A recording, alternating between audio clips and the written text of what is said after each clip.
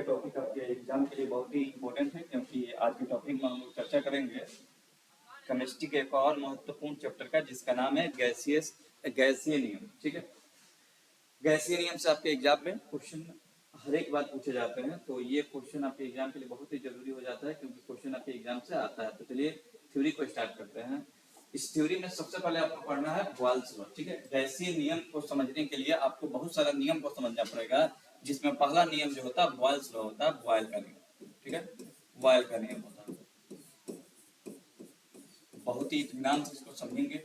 ठीक है, उसके बाद इसका ग्राफ समझेंगे, इसका केस समझेंगे कि क्या क्या इसमें होता है। ठीक है, सबसे पहले डिफिनेशन देखिएगा। इस डिफिनेशन को 1662 ईस्वी में रॉबर्ट बॉयल द्वारा दिया गया। ठीक है, रॉबर्ट बॉयल द्वारा दिया गया, रॉबर्ट बॉयल द्वारा दिया गया था। रॉबर्ट बॉयल जो होता है वैज्ञानिक का नाम है। ठीक है, ये इस नियम में जो होता है नियत ताप रहता है। ताप क्या रहता है जी? नियत रहता है। ठीक है, इस नियम में क्या कांस्टेंट रहता है? तो टेम्परेचर को नियत रखा जाता है, यानी टेम्परेचर यानी कि ताप जो होता है नियत रहता है। और ये किसके बीच संबंध दिखाता है? तो ये संबंध दिखाता है किसके बीच? तो दाब और आयतन के बीच, दाब और आयतन के बीच संबंध दिखाता है। तो देखिए ओवरऑल इसको हम लोग समझ रहे हैं कि इस नियम को 1662 ईस्वी में दिया गया था, और देने वाला व्यक्ति कौन था जी? रॉबर्ट बॉयल था जी। ठीक है, सबसे बड़ी बात आपको ये याद रखना है, आपसे पूछेगा कि बताइए बॉयल का नियम में कौन सा राशि नियत रहता है। ठीक है, कौन सी राशि नियत रहता है? तो कौन सी राशि नियत रहती है जी? ताप नियत रहता है। और यह नियम जो होता है किसके बीच संबंध दिखाता है? दाब और आयतन के बीच संबंध स्थापित करता है। क्लियर? तो एक यहाँ पे ऑब्जेक्टिव क्वेश्चन आपका बन गया कि बताइए बॉयल्स के नियम में क्या नियत रहता है। तो बॉयल के नियम में क्या नियत रहता है जी? ताप जो होता है नियत रहता है। क्लियर? इतना आपका ऑब्जेक्टिव हो गया कि बॉयल का नियम किसके द्वारा दिया गया था? बॉयल के द्वारा दिया गया था। कब दिया गया था? 1662 ईस्वी में दिया गया था। और इसमें क्या नियत रहता है? तो ताप नियत रहता है। और ये किसके बीच संबंध दिखाता है जी? तो दाब और आयतन के बीच संबंध दिखाता है। अब हम लोग इसका डिफिनीशन देखेंगे और इसके बीच फॉर्मूला क्या होता है उसको समझेंगे। तो चलिए समझते हैं कि फॉर्मूला को, डिफिनीशन को सबसे पहले लिखेंगे कि नियत ताप पर किसी शुष्क गैस के नियत ताप पर किसी शुष्क गैस के निश्चित द्रव्यमान का आयतन, यानी कि द्रव्यमान क्या होगा जी? निश्चित होगा। निश्चित द्रव्यमान का आयतन, निश्चित द्रव्यमान का आयतन, द्रव्यमान का आयतन उस पर आरोपित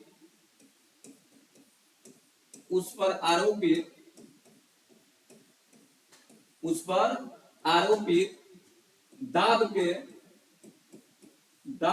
व्युत्क्रमानुपाती होता है। व्युत्क्रमानुपाती होता है, यही नियम कहता है जी। कहता है कि नियत ताप पर, यानी कि इसमें नियत क्या रहता है जी? नियत रहता है क्या? ताप। कह रहा है कि नियत ताप पर किसी शुष्क गैस के निश्चित द्रव्यमान का आयतन उस पर आरोपित दाब के व्युत्क्रमानुपाती होता है, यानी एक बढ़ेगा तो एक क्या होगा? घटेगा। यहाँ पर लिख देंगे कि माना, लिखेंगे ध्यान दीजिएगा, यहाँ पे लिखेंगे माना नियत ताप T पर किसी गैस का आयतन, किसी निश्चित द्रव्यमान के गैस का आयतन, निश्चित द्रव्यमान के गैस का आयतन P, गैस का आयतन भी तथा आरोपित दाब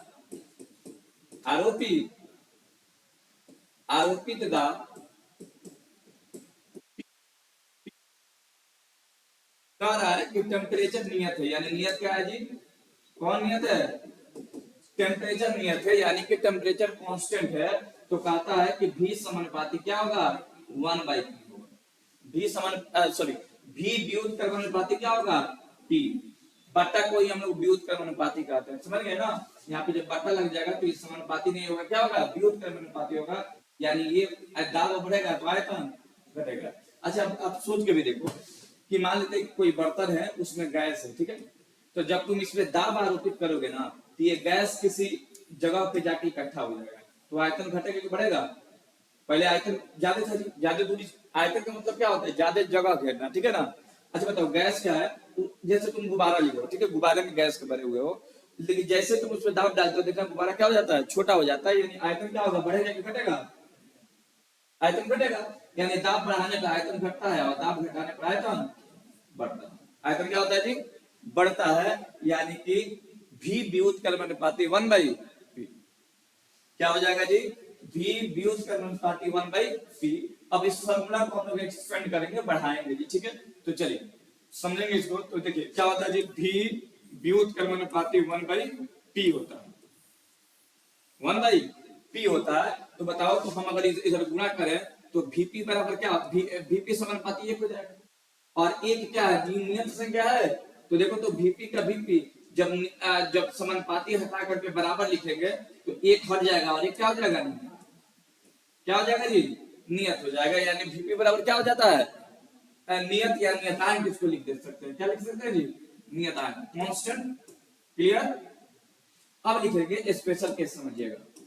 अच्छा देखिएगा अब क्या होगा कि विभिन्न अवस्था के लिए क्या लिखेंगे, विभिन्न अवस्था के लिए, विभिन्न अवस्था के लिए मतलब कि लिखेंगे कि मान लेते हैं कि किसी गैस का आयतन V1 V2 दिया है और दाब क्या दिया है, P1 P2 दिया, तो क्या होगा, तो देखो जी अगर अगर पहली अवस्था के लिए चलेंगे तो V1 सॉरी क्या होगा जी, V1 P1 V1 P1, अच्छा P1 इसको P1 लिख दे, P1 V1, पहले अल्फाबेट में पहले P आता है ना, P1 V1 बराबर क्या हो जाएगा, कांस्टेंट हो जाएगा, समीकरण 1। पुनः दूसरी अवस्था में क्या हो जाएगा, P2 V2 बराबर क्या हो जाएगा, कांस्टेंट, समीकरण 2। देखो तो PV या VP बराबर क्या होता है, कांस्टेंट होता है जी, तो पहली अवस्था के लिए ये हो जाएगा समीकरण, दूसरी अवस्था के लिए क्या हो जाएगा, ये हो जाएगा, ठीक है। तो समीकरण 1 और 2 से, समीकरण 1 और 2 से, समीकरण 1 और 2 से तो दोनों को हल करेंगे तो P1 V1 बराबर क्या हो जाएगा, P2 V2। याद रखिएगा इसी को कहते हैं बॉयल्स इक्वेशन, क्या कहते हैं जी, बॉयल्स इक्वेशन। इसको क्या कहा जाता है जी, बॉयल्स इक्वेशन कहा जाता है। आपके किताब में इस थ्योरी से क्वेश्चन दिया हुआ है, यानी P1 V1 इक्वल टू क्या होता है, P2 V2 होता है, क्या होता है जी, P2 V2 होता है। क्लियर। तो इसको बॉयल्स इक्वेशन कहते हैं, जहां P1 क्या है जी, प्रथम प्रारंभिक दाब और P2 क्या है, अंतिम दाब, ठीक है। तो फॉर्मूला क्या हो जाएगा जी, P1 V1 इक्वल टू क्या हो जाएगा, P2 V2। कहेगा कि मान लेते हैं कि किसी गैस का आयतन 120 ml है, तो उस समय दाब कितना है, समथिंग दिया हुआ है, कह रहा है कि उसका आयतन घट के इतना हो जाता है, तो कहेगा बताओ दाब कितना आरोपित होगा। क्लियर ना, याद रखिएगा बॉयल्स का नियम कहता है कि आयतन बढ़ने से दाब घटता है और आयतन घटने से दाब बढ़ता है। क्लियर। तो इस फॉर्मूला को याद रखेंगे कि अगर दे देगा आपके एग्जाम में पूछेगा बताओ कि कौन सा नियम का पालन कर रहा है, तो कौन सा नियम का पालन कर रहा है जी, कौन सा नियम का पालन कर रहा है जी, बॉयल्स के नियम का पालन कर रहा है, ये ना जी, P1 V1 equal to P2। Clear. अच्छा इसको ऐसे लिख सकते हैं, P1 by P2 आप P1 by P2 और ये V2 by V1, क्या ऐसे लिख सकते हैं, देखो तो ये P2 नीचे आ गया और ये V1 इसके नीचे आ गया, ठीक है, यानी कि P1 P2 equal to V2 V1। इसको क्या कहते हैं जी, बॉयल्स का इक्वेशन कहते हैं, ये है आपका इक्वेशन। बोलिए कोई दिक्कत। अब देखिएगा अब हम लोग क्या करेंगे कि अब हम लोग समझेंगे दाब और घनत्व में संबंध, ठीक है, क्या देखेंगे जी, दाब और घनत्व में संबंध। तो चलिए यहाँ पे एक नया हेडिंग देखते हैं, रिलेशन बिटवीन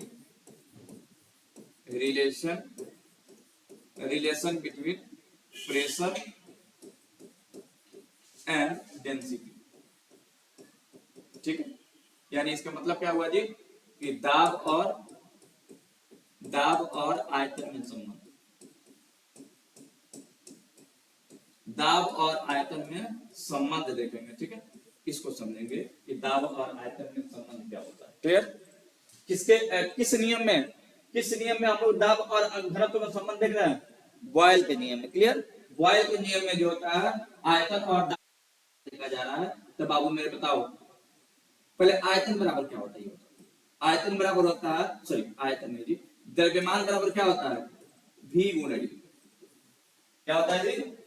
द्रव्यमान बराबर होता है V गुणे, ठीक है? द्रव्यमान बराबर क्या होता है? V गुणे डी। अच्छा बताओ, तुमको अगर आयतन निकालना होगा तो क्या होगा? M/D होगा, है? अगर आयतन V1 दे तो द्रव्यमान क्या देगा? M1 D होगा कि नहीं होगा? और बताओ V2 बराबर क्या? हाँ तो M1 D हो गया, तो V2 बराबर क्या होगा जी? M2। दोनों निकल गया, यानी कि तुम V1 निकालोगे तो M1/D1 और V2 निकालोगे तो क्या आएगा? M2/D2 आएगा। अब लिखेंगे फ्रॉम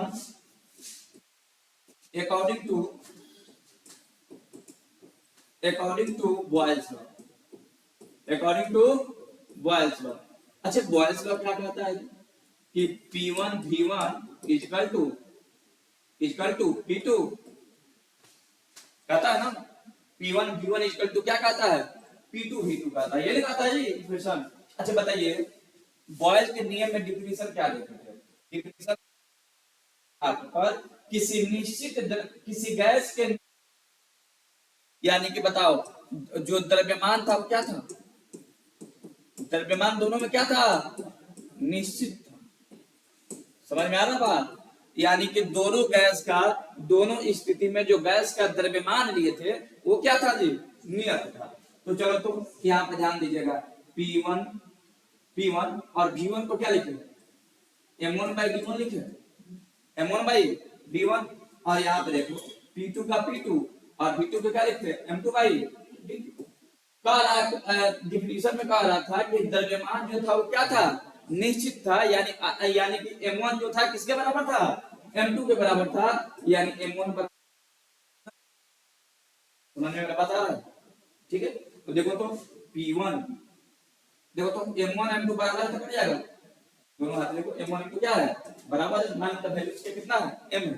तो बताओ तो फार्मूला क्या निकलेगा? ध्यान दीजिएगा यहाँ पे, M1/D1, सॉरी M1 नहीं जी, P1/D1। और ये देखो तो क्या हो जाएगा जी? P2 बाई, यानी आपका फार्मूला हो जाएगा P1/D1 और P2/D2। अब देखिएगा इसको थोड़ा सा यहाँ पे मिटाते हैं और आपको यहाँ पे एक कंक्लूजन दिखाई देगा। मिटाइए इसको, कंक्लूजन देखिएगा क्या दिखाई दे रहा है आपको, समझिएगा। देखो P1/D2 इक्वल टू P2, ये ना दिया है ना? अब बताओ हम P2 किधर लाते हैं? तो P1/P2 बराबर, ये D1 है ना जी? D1 है, ऊपर जाएगा क्या हो जाएगा? D1/, यानी P1 के बराबर क्या आ रहा है? D1 के, यानी P2 बराबर क्या आ रहा है? D2। यानी इसका मतलब ये हुआ कि P समानुपाती क्या हुआ? P समानुपाती क्या हुआ? D हुआ, क्योंकि P1 किसके समानुपाती होगा? D1 के। यानी P1 बढ़ेगा तो D1 बढ़ेगा, यानी कि P समानुपाती क्या हुआ? D। समानुपाती का मतलब है कि एक बढ़ेगा तो दूसरा बढ़ेगा, ठीक है? और एक घटेगा तो दूसरा घटेगा। याद रखिएगा, किसी भी गैस में जब ताप को नियत रखिएगा और दाब उस पर आरोपित करिएगा तो दाब जैसे जैसे बढ़ेगा, देखिए घनत्व का मतलब क्या होता है ना कि प्रति cm³ में उपस्थित अणुओं की संख्या। तो यहाँ पे अणुओं की संख्या में क्या होगी? वृद्धि होगी। क्या होगी जी? वृद्धि होगी। तो चलिए इसको मिटाते हैं और यहाँ पे एक कंक्लूजन लिखेंगे, ठीक है? और उसके बाद इसका ग्राफ देखेंगे और बॉयल्स का नियम समाप्त हो जाएगा। तो इसमें क्या होगा जी? तो P समानुपाती, P समानुपाती क्या हुआ? P माने दाब और D माने आयतन। यहाँ लिखेंगे कि नियत ताप पर, नियत किसके लिए पढ़ रहे हैं हम लोग? बॉयल के लिए। और बॉयल में क्या नियत रहता है? ताप रहता है जी। नियत ताप पर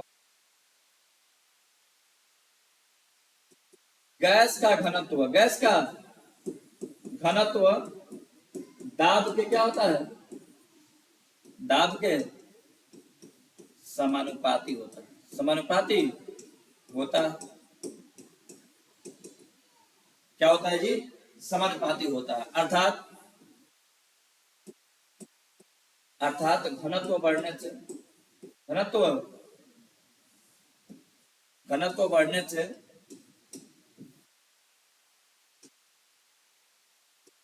घनत्व बढ़ने से दाब क्या होता है, दाब बढ़ता, और घनत्व घटने से दाब क्या होता है। तो बॉयल का नियम समझ में आ गया। बॉयल के नियम में दो कंक्लूजन मिलता है, तो ये रहा बॉयल का नियम। क्लियर। आइए एक बार फिर से देखते हैं जी, बॉयल का नियम क्या कहता है, एक बार शॉर्ट में रिवीजन करेंगे। बॉयल का नियम कहता है कि नियत ताप पर, किस पे, नियत ताप पर फॉर्मूला क्या होता है, P1 V1 बराबर क्या होता है, P2 V2 होता है पहला, और घनत्व के बीच क्या रिलेशन होता है, तो आयतन को हटाएंगे तो P1 D1 by P2 D2, यानी कि P1 बाई P2 बराबर D1 बाई, ठीक है। अर्थात P समानुपाती क्या हुआ, P समानुपाती क्या हुआ जी, D हुआ। बोलिए कोई दिक्कत होना नहीं चाहिए। तो ये रहा आपका आंसर, ये रहा आपका बॉयल्स का नियम, ठीक है। अब हम इसका ग्राफ देखेंगे, ठीक है, क्लियर ना। बता दो, घनत्व बढ़ने पर दाब क्या होगा, बढ़ेगा, ठीक है, और आयतन क्या होगा, घटेगा। दाब बढ़ने पर आयतन घटता है और घनत्व बढ़ता है, क्लियर ना। यानी कि घनत्व समानुपाती होता है और आयतन व्युत्क्रमानुपाती होता है, किसके, दाब के, क्लियर। और आयतन तो ताप क्या रहता है जी, नियत रहता है।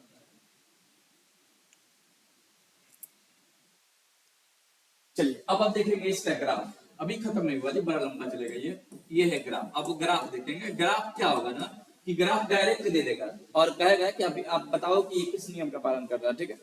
तो याद रखिएगा,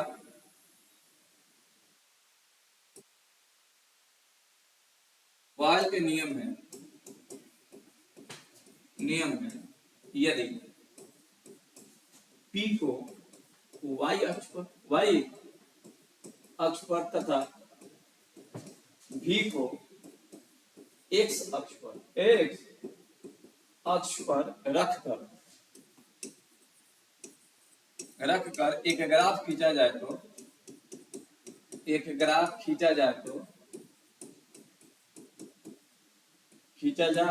तो एक वक्र रेखा प्राप्त होता है,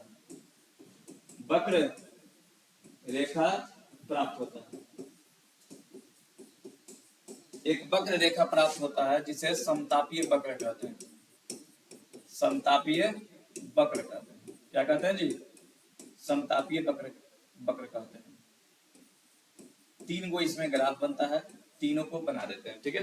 तो कह रहा है कि यदि P को y एक्सिस पर रखिएगा तथा V को x एक्सिस पर रखिएगा तो क्या प्राप्त होगा, एक वक्र प्राप्त होगा। देखिएगा ग्राफ इसका यहाँ पर खींचेंगे पहला, तो y पर P लेंगे और इस पर क्या लेंगे P, तो ग्राफ खींचेंगे तो एक वक्र रेखा प्राप्त होता है। क्या प्राप्त होता है जी, वक्र रेखा। देखिए इस पे आयतन है, तो आयतन मान लेते हैं कि अगर हम V1 लेते हैं, ये क्या है V1, ठीक है, और यहाँ पे जो दाब मिलेगा वो क्या है P1, ठीक है। दूसरा देखिएगा V2, और ये देखिएगा क्या है, ठीक है। तो बताओ तो यहाँ पे P2 क्या होगा, छोटा होगा P1 से, होगा कि नहीं होगा, नीचे तो छोटा होगा और P1 क्या होगा, बड़ा होगा।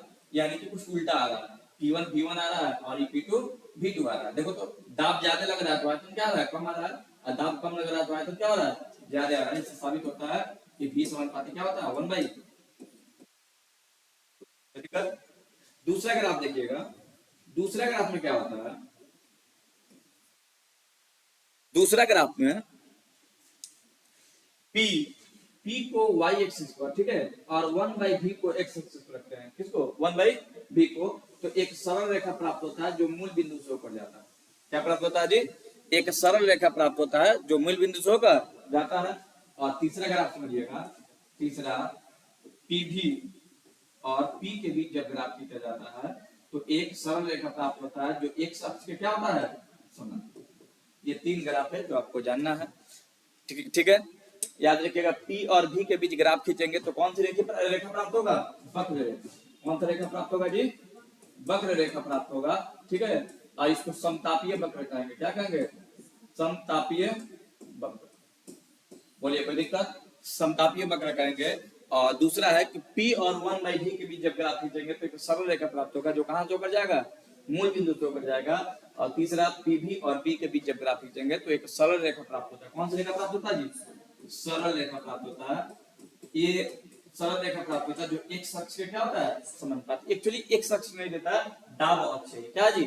दाब अक्ष के यानी कि प्रेशर एक्सिस के क्या होता है? समानांतर होता है।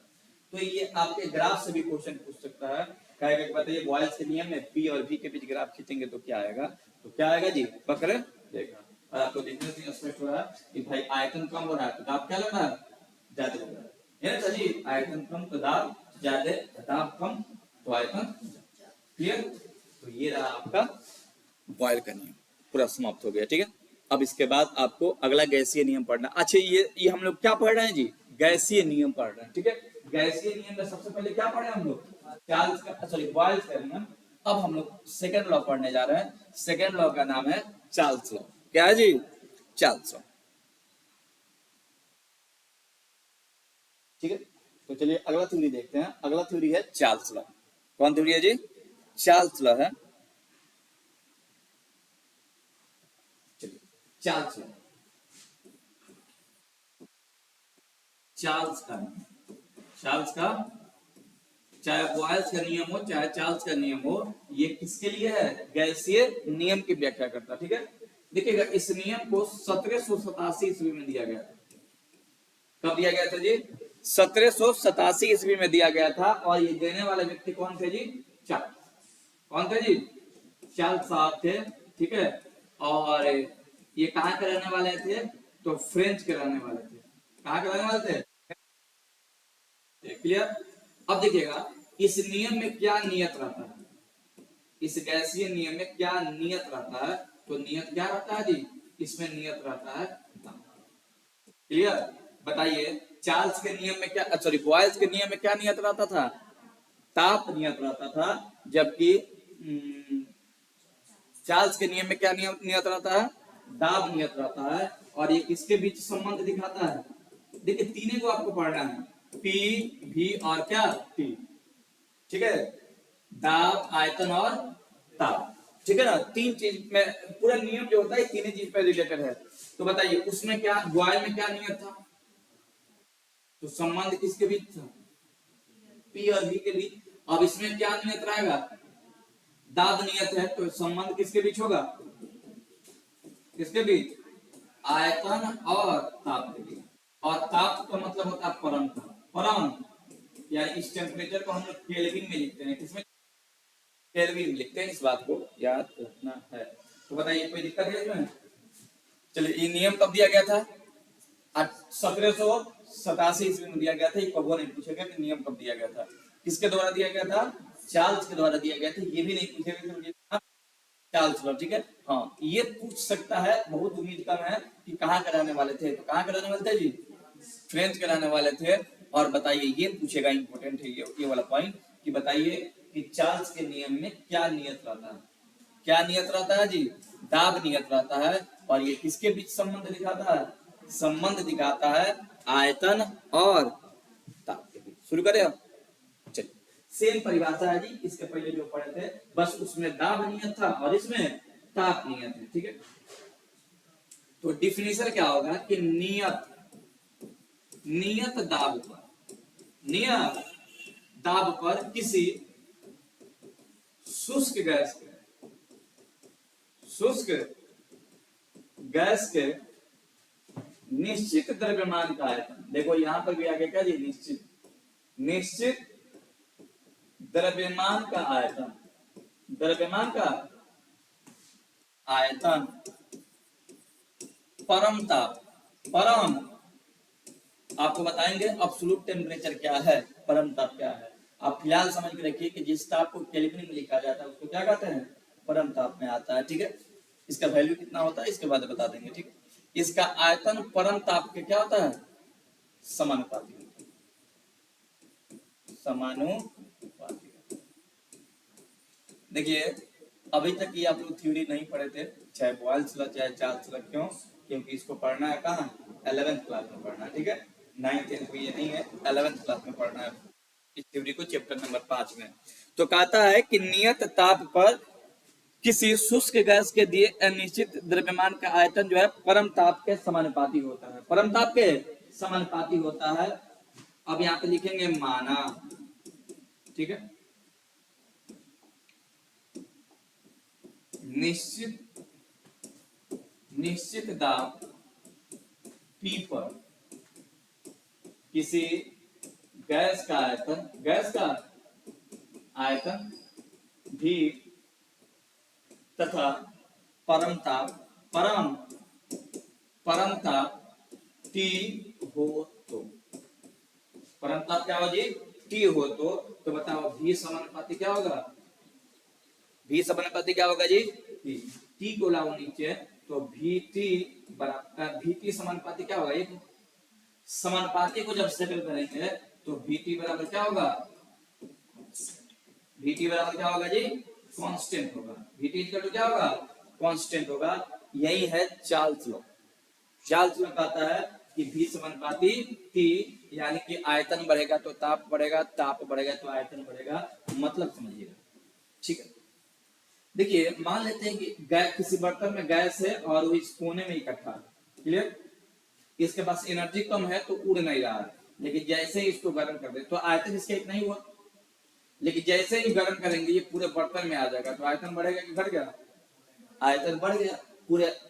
ये अणु पूरा बर्तन को घेर रहा है, तो पूरा बर्तन को घेर रहा है, तो बताइए आयतन बढ़ा कि घटा? आयतन बढ़ा। इस चैप्टर को पढ़ाने में 1 महीना का समय लगता है, लेकिन आज हम लोग 1 घंटे में पूरा डीप सिलेबस पढ़ने के बाद भी खत्म कर देंगे, क्योंकि लिखने वाला प्रक्रिया आप लोग को घर पे करना है, ताकि समझ में आप लोग आ ही जा रहा होगा। एक बार देखिएगा तो और ज्यादा समझ में आ जा रहा है, और इसका क्वेश्चन बड़ा ही शानदार होता है। तो चलिए इस नियम को और आगे बढ़ाते हैं जी। तो नियम क्या कहता है जी कि V समानुपाती T। तो बताइए VT बराबर क्या होगा? बताइए VT बराबर V बाई T बराबर क्या होगा? तो लिखेंगे भिन्न भिन्न अवस्था के लिए, ये तो पहला अवस्था के लिए है ना, लिखेंगे भिन्न भिन्न अवस्था के लिए। क्या लिखेंगे जी? भिन्न भिन्न अवस्था के लिए। अगर अवस्था 2 होता तो 1 2 लगेगा ना, बोलो ना। तो क्या होगा बताइए? तो V1 by T1 equal to क्या होगा? ठीक है, समीकरण 1। पुनः दूसरा देखो, V2 बाई क्या होगा? T2 इक्वल टू क्या होगा? समीकरण, ठीक है, समीकरण क्या हो जाएगा? 2 हो जाएगा। दोनों को हल करेंगे तो क्या होगा? समीकरण 1 और 2 से, समीकरण 1 और 2 से। देखिए इसको इतना शानदार आपको पढ़ाएंगे कि एक भी ऐसा क्वेश्चन आपके एग्जाम में नहीं दिखाई देगा जो आपसे बने नहीं, सब का सब क्वेश्चन बन जाएगा, ठीक है। चलिए V1 T1 V2 T2, तो इसको क्रॉस मल्टीप्लाई करेंगे क्या हो जाएगा? V1 V2 और ये T1। समझ में आ रहा होगा? या फिर इसको ऐसे भी लिख सकते हैं V1 T2 equal to T1, अच्छा V2। ये चार्ल्स इक्वेशन क्या है जी? जिन्हें बराबर लग जाए क्या हो जाएगा इक्वेशन? तो ये हो जाएगा चार्ल्स इक्वेशन। बोलिए समझ में आ रहा है कि नहीं आ रहा? ठीक है, आ रहा है जी? बोलिए हाँ या ना। तो चलिए अब एक रिलेशन देखेंगे चार्ल्स नियम में कि रिलेशन बिटवीन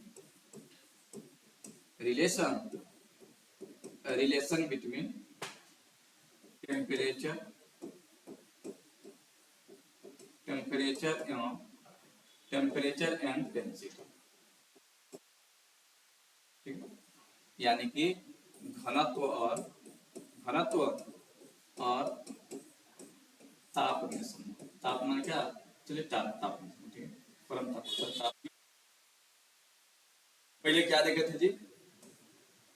पहले देखे थे घनत्व और दाब में संबंध। अब क्या देख रहे हैं? घनत्व और ताप में संबंध। तो बताइए फॉर्मूला क्या था? पहले ये बताइए। फॉर्मूला था V1 V2 equal to T1, यही ना था जी?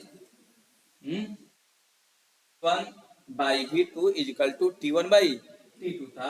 आप क्वेश्चन में पढ़े थे कि दिए गए गैस का द्रव्यमान क्या है?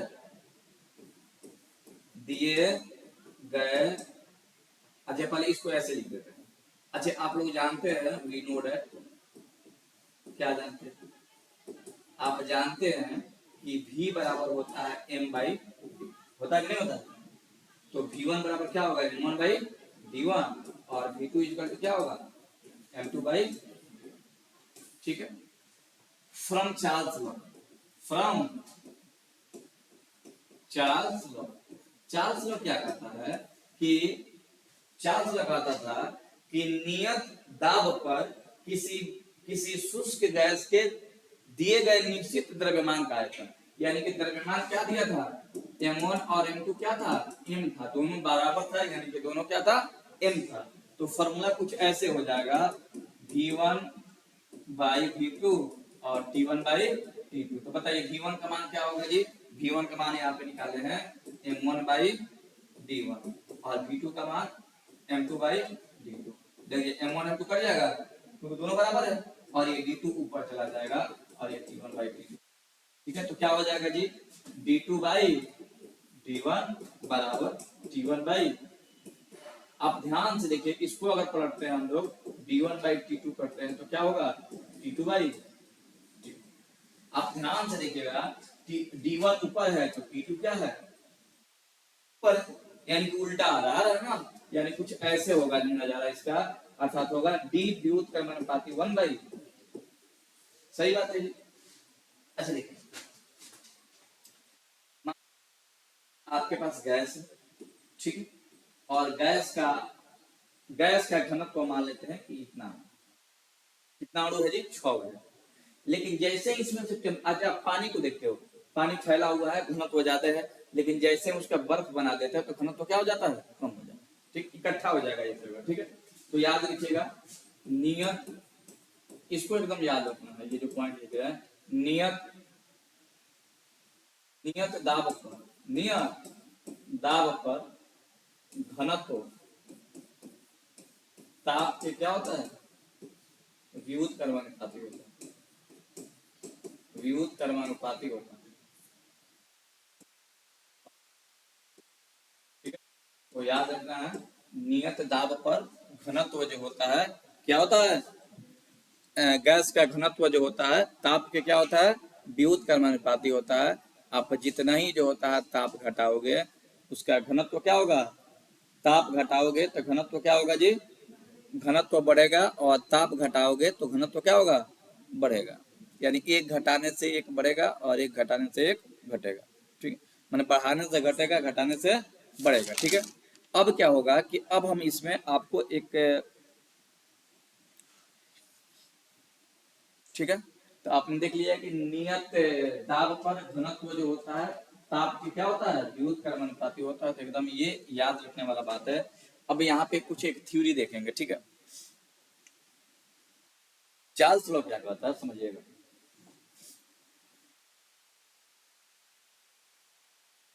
देखिएगा, चार्ल्स लॉ में एक थ्योरी क्या होता है समझिएगा, कहता है कि माना 0 डिग्री सेल्सियस पर गैस का है, गैस का आयतन, आयतन मान लेते हैं कि V1 का मान जो होता है V0 कितना है जी। ये एग्जाम में पूछा गया है, कहेगा कि बताइए कि चार्ल्स के नियम के अनुसार किसी गैस का टेम्परेचर 1 डिग्री सेल्सियस, केल्विन में नहीं दिया है, डिग्री में दिया है, कि 1 डिग्री सेल्सियस बढ़ाएंगे तो उसका आयतन क्या हो जाएगा, ठीक है, आयतन क्या हो जाएगा। तो याद रखिएगा, तो 1 डिग्री सेल्सियस पर गैस का आयतन यानी कि V2, तो क्या होगा, V1 प्लस V0 गुणे 1/277, 1/277। मतलब ये कि जब हम टेम्परेचर बढ़ाएंगे ना तो मूल आयतन के तुलना में उसका आयतन जो होता है 1/277 गुना बढ़ जाएगा। कितना बढ़ जाएगा, 1/277 गुना बढ़ जाएगा। न्यूमेरिकल दिया हुआ है, क्या दिया है जी, न्यूमेरिकल दिया हुआ है, और ये आपको बनाना होगा। तो इस बात को समझ कर रखिएगा, या फिर ऑब्जेक्टिव पूछेगा कि बताओ कि अगर ताप में 1 डिग्री सेल्सियस बढ़ा दे तो बताओ उसका आयतन कितना हो जाएगा। आप जानते हो ना समानुपाती होता है, ताप किसका समानुपाती होता है, ताप किसका समानुपाती होता है, आयतन के। ये नहीं पढ़ते थे हम लोग। तो ये किस प्रकार से होता है, देखो 273 क्यों, क्योंकि डिग्री को याद रखिएगा, 0 डिग्री बराबर कितना होता है, 273 केल्विन, ये परम ताप है, ठीक है, 0 डिग्री सेल्सियस यानी कि 273 केल्विन। बोलो समझ में आ रहा है बात? तो आपसे कहा कि बताओ कि 2 डिग्री सेल्सियस पर गैस का आयतन V3 क्या हो जाएगा, V0 प्लस V0 गुणे 2/200। तो बताओ तो n डिग्री सेल्सियस पर, n डिग्री सेल्सियस पर गैस का आयतन Vn, V n तो क्या हो जाएगा, V0 प्लस V0 गुणे n/200। ये फॉर्मूला हो जाएगा। यानी जब भी फॉर्मूला कहेगा तो जब भी कहेगा कि n डिग्री सेल्सियस पे आप आयतन निकालो तो हम क्या निकालेंगे जी, V0 plus V0 into n/273।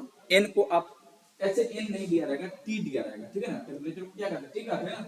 n रहेगा तो n कर देंगे, t रहेगा तो t कर देंगे, और यहाँ पे लिख देंगे क्या जी, क्लियर। तो ये है आपका फॉर्मूला V0 प्लस V0 गुणे T/273, क्लियर। अच्छा बताओ तो फॉर्मूला बनाएंगे तो क्या निकलेगा, देखो तो दोनों में V0 कॉमन है, V0 कॉमन हो गया, तो V0 कॉमन हो गया तो यहाँ क्या बचा 1 प्लस T बाय, ये है आपका फॉर्मूला। ये क्या है जी, फॉर्मूला है कि Vt इक्वल टू क्या होता है जी, तो V0 इंटू 1 प्लस T/273। बोलिए कोई दिक्कत। अब हम क्या करेंगे, अब हम इसका ग्राफ देखेंगे।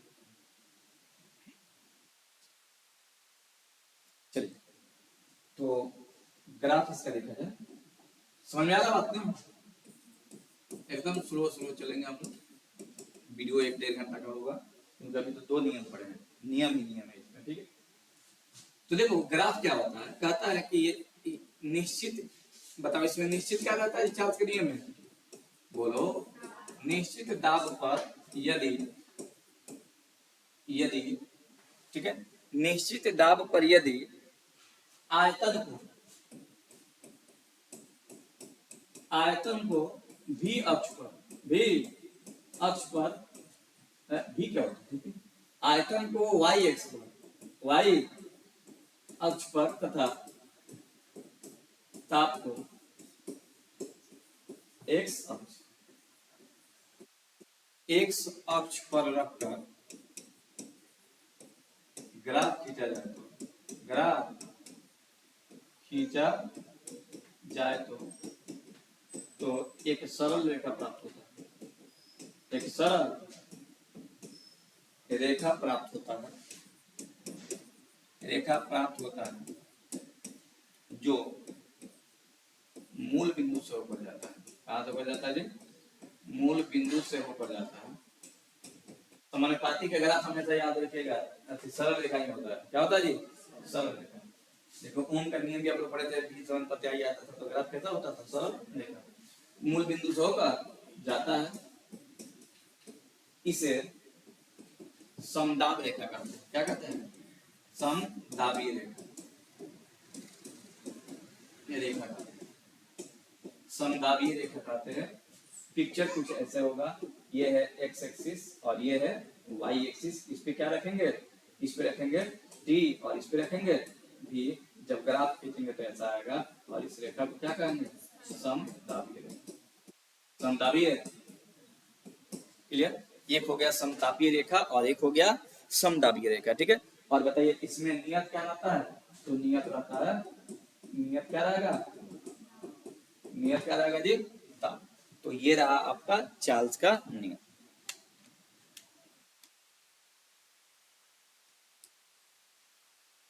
ठीक है।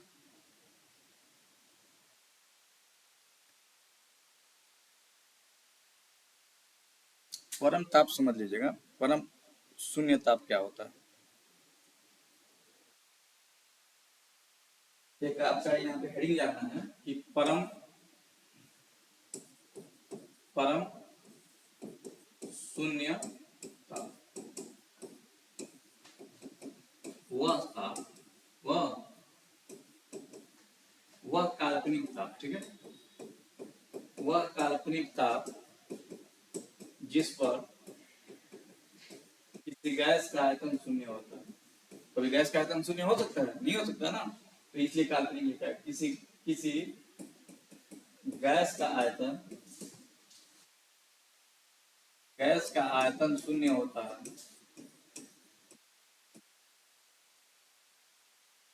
उसे परम ताप कहते हैं। परम शून्य ताप कहते हैं। परम शून्य ताप कहते हैं। ताप कहते हैं।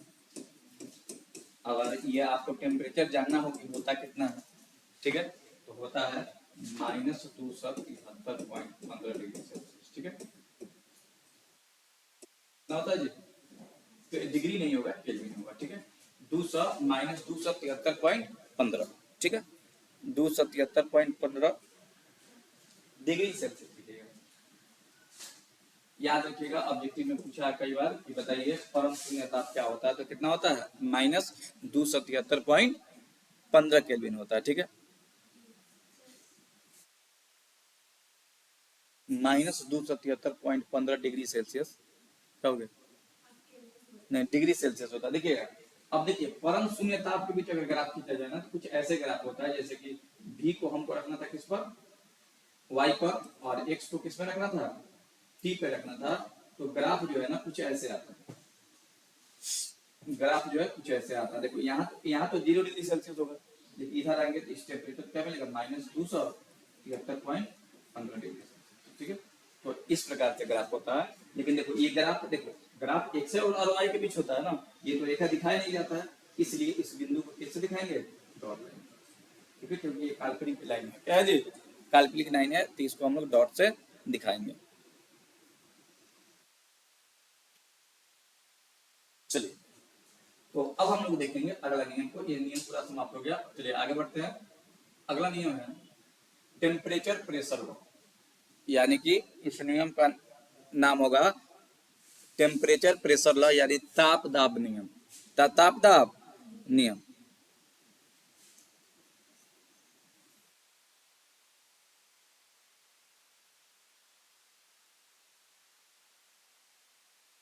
चलिए जी, ताप दाब का नियम, या इसी को एमॉन्टन्स का नियम कहते हैं। क्या कहते हैं जी, एमॉन्टन्स का नियम। ठीक है, इसको नियत सॉरी टेम्परेचर प्रेशर लॉ, यानी कि ताप दाब का नियम। ताप दाब का नियम, या इस नियम को कौन दिया था जी, एमॉन्टन्स ने दिया था, इसलिए इसको क्या कहते हैं, एमॉन्टन्स लॉ कहते हैं। ठीक है, याद रखिएगा, यह नियम जो है दो वैज्ञानिकों द्वारा मिलकर दिया गया था। एक वैज्ञानिक थे गैलूसेफ, कौन थे जी, गैलूसेफ, और दूसरा कौन था, एमॉन्टन्स। ठीक है, दो वैज्ञानिकों द्वारा ये नियम दिया गया था। ठीक है, और ये नियम, और इस नियम में क्या नियत रहता है, तो इस नियम में नियत रहता है, इस नियम में नियत रहता है आयतन। देखिए गैसियस नियम में ना आपको तीन ही चीज पढ़ना रहता है, एक पढ़ना है पी, और एक है जी। ठीक है, तो बताइए जो बॉयल्स का नियम था उसमें क्या नियत था, चार्ल्स के नियम में क्या नियत है, अब इसके नियम में क्या नियत रहेगा, आयतन। तो इसमें नियत रहता है क्या जी, आयतन, और संबंध किसके बीच दिया जाता है, तो संबंध दिया जाता है किसके बीच, संबंध दिया जाता है दाब और ताप के बीच। ठीक है, तो याद रखिएगा एमॉन्टन्स लॉ जो होता है, यानी टेम्परेचर प्रेशर लॉ जो होता है, किसके द्वारा दिया गया था, गैलूसेक द्वारा दिया गया था। और इस नियम में क्या नियत रहता है जी, आयतन नियत रहता है, और यह संबंध किसके बीच दिखाता है, ताप और दाब के बीच संबंध स्थापित करता है। तो चलिए इस नियम को देखते हैं। ठीक है, चलिए नियम में क्या होता है, कहता है कि नियत आयतन, नियत आयतन पर किसी शुष्क गैस के निश्चित द्रव्यमान का आयतन, निश्चित द्रव्यमान का आयतन, द्रव्यमान का आयतन नहीं, किसी शुष्क गैस के निश्चित द्रव्यमान पर आरोपित दाब, आरोपित दाब परम ताप के समानुपाती है। समानुपाती होता है। होता है तो कैसे होता है जी? यानी कि में भी क्या रहता है? नियत। जब भी नियत रहेगा तो P समानुपाती क्या होगा? P समानुपाती क्या होगा जी? D होगा। ठीक है, तो बताइए P नीचे आएगा क्या हो जाएगा? D। और जब समानुपाती को हटा देंगे तो यहाँ क्या हो जाएगा? हो गया जी P/D इक्वल टू क्या जी? विभिन्न अवस्था के लिए देखिएगा, विभिन्न या भिन्न भिन्न अवस्था के लिए, भिन्न भिन्न अवस्था के लिए, भिन्न भिन्न अवस्था के लिए, तो बताइए क्या होगा जी? स्थिति क्या बनेगा? P1 D1 बराबर क्या होगा? नियत, ये ना होगा जी। और दूसरा P2 D2 इक्वल टू क्या होगा? नियत। क्या होगा जी? नियत होगा। ये समीकरण 1 और ये समीकरण 2, दोनों को हल करेंगे फ्रॉम इक्वेशन 1 एंड 2। 1 है तो बताइए, तो ये नियत नियत खत्म हो जाएगा, क्या हो जाएगा? P1 D1 बराबर P2, क्या होगा जी? P1 by D1, P1 by D1 equal to P2 by D2 हो जाएगा। ठीक है, D2 नहीं ना, T है ना जी, सब में T कैसे आ गया? अरे यार, परम ताप में है जी, परम ताप बोले तो T। यहाँ पे सब सुधारेंगे हम लोग, लिखेंगे T1 और ये क्या हो जाएगा? ठीक है, तो फॉर्मूला कुछ निकल कर आएगा तो क्या होगा? T1 equal to P2। ठीक है, तो ये रहा इसका फॉर्मूला कि P1 by T1 equal to P2 by T2 हो जाएगा। ठीक है, तो ये रहा एमॉन्टन्स लॉ। ठीक है, क्या रहा जी? एमॉन्टन्स लॉ। ठीक है, तो बताइए एमॉन्टन्स लॉ क्या निकला? P1 equal to P2 T2, या फिर ऐसे लिख सकते हैं P1 T2 equal to P2। एमॉन्टन्स equation हो जाएगा। अब हम लोग यहाँ पे एक टॉपिक देखेंगे, चलिए अगला टॉपिक देखते हैं, गैसीय इक्वेशन। ठीक है, गैसीय इक्वेशन को हम लोग नाम देते हैं रिलेशन बिटवीन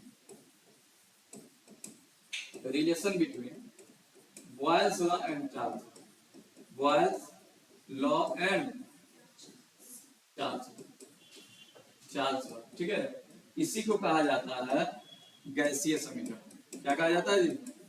गैसीय समीकरण। ये होता क्या है? तो देखिए बॉयल्स लॉ और चार्ल्स लॉ में संबंध कैसे दिखाते हैं? तो बॉयल्स लॉ कहता है कि P जब नियत हो, P क्या हो? नियत हो, P नियत हो, T नियत हो, T जब नियत हो तो कहता है P1 V1 इक्वल टू क्या होता है? P2। यही ना था जी समीकरण 1। या फिर इसको ऐसे लिख सकते हैं कि V1 V2 equal to P2 P1।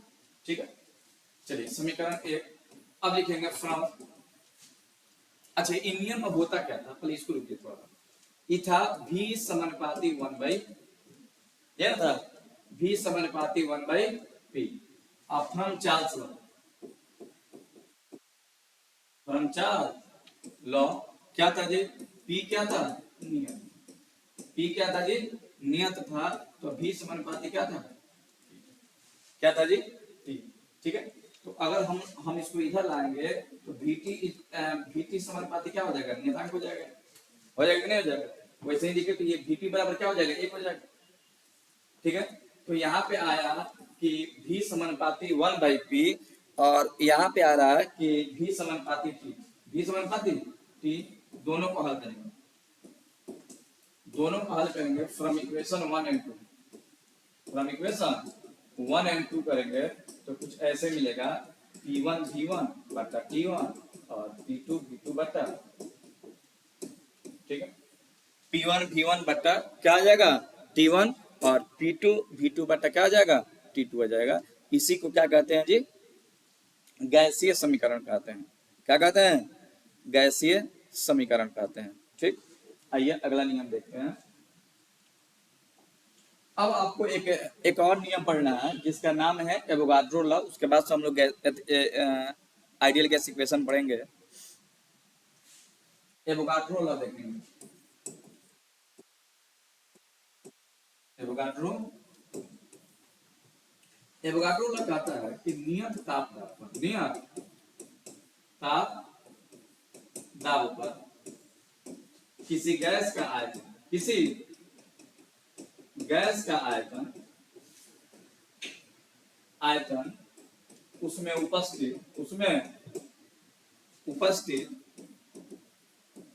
अणुओं की संख्या का, अणुओं के संख्या के समानुपाती होता है। क्या होता है जी?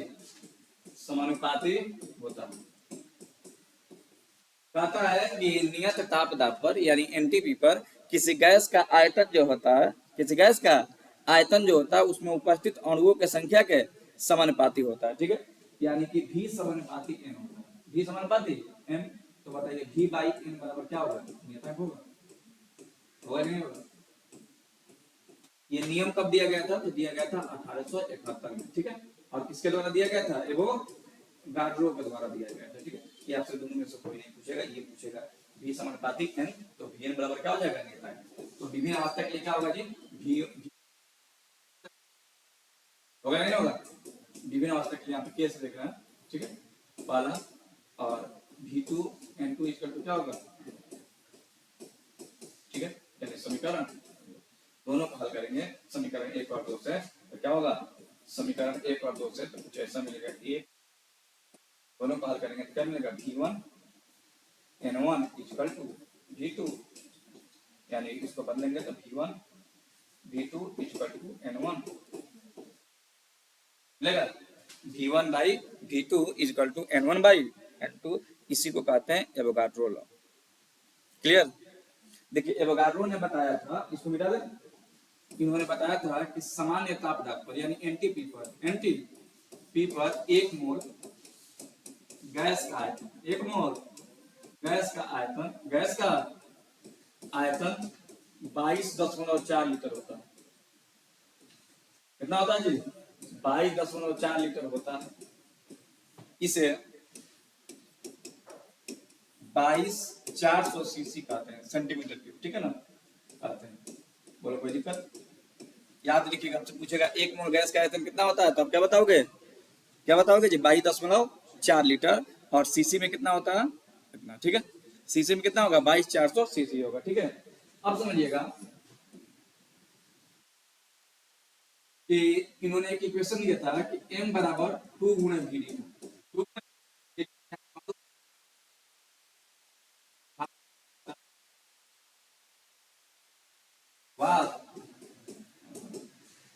क्या था जी? 2 गुणे वाष्प घनत्व था। ठीक है, तो ये था एवोगाड्रो का नियम। ठीक है, एवोगाड्रो का ये नियम था। ठीक है, अब देखिएगा अगला थ्योरी पढ़ेंगे जी, अभी कई विषय के आगे। ठीक है, तो इसमें क्या करते हैं, वीडियो बहुत लंबा हो रहा है तो इसको यहीं पे हम लोग क्या करते हैं, समाप्त करते हैं। नेक्स्ट वीडियो में हम लोग समझेंगे कि एवोगाड्रो गैसी इक्वेशन क्या होता है, और इसके बाद एक बहुत ही खूबसूरत क्वेश्चन थ्योरी आने वाला है, आइडियल गैस इक्वेशन। ये लंबा चलने वाला है और 1 घंटा हो गया, तो इसमें इतना ही हम लोग रहने देते हैं और क्लास को यहीं पे करते हैं। क्या जी?